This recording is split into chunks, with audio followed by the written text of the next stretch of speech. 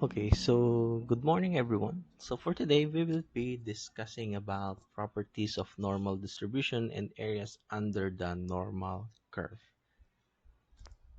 So last time we tackled about the probability distribution of discrete random variable.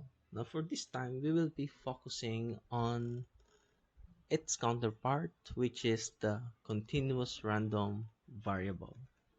Okay?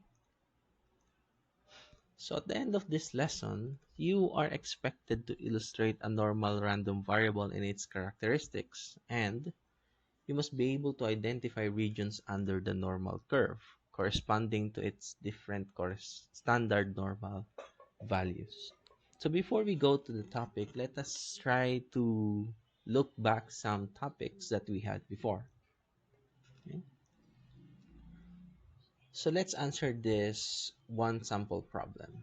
So the store manager of a certain company recorded the following probability distribution for the number of items X sold during weekends. So remember that X here represents the number of items sold during the weekends.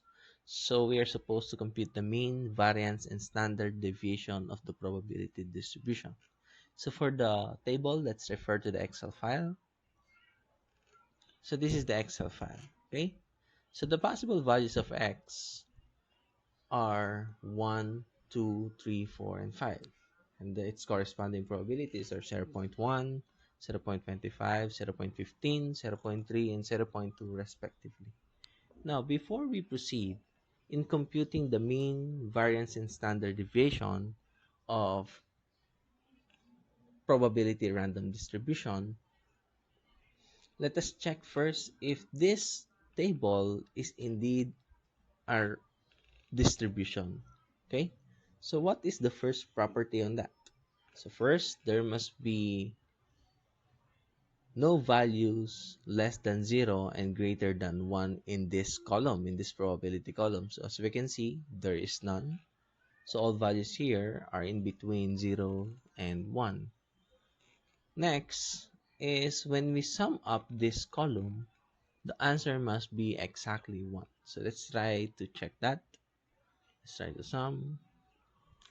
Okay, so since the answer is 1, therefore we can conclude that this is indeed a probability random distribution. So I'm gonna take this out. Okay, so let's compute for the mean. So how do we get the mean again? So to get the mean, we must produce a column x times p of x. If you can still remember that.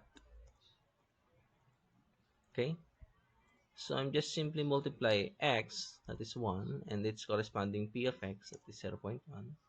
And then simply drag it down. Okay, now to get the mean or the mu,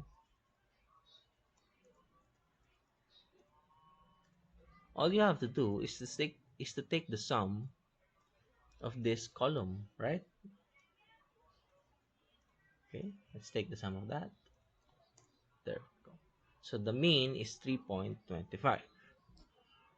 Okay, so after that, to get the variance and the standard deviation, we must produce, if you can still remember, we must produce a column where the squared of the difference of x and mean is multiplied by its corresponding probability.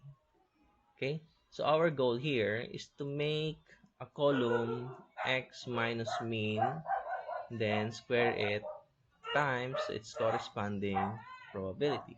So this must be our final column to get the mean and the standard deviation and the variance. Okay, so let's create a column for x minus mean first. So x minus mean is 1 minus 3.25. Next is 2 minus 3.25.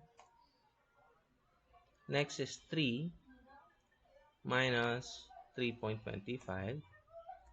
Next is 4 minus 3.25. Lastly, we have 5 minus 3.25. Okay?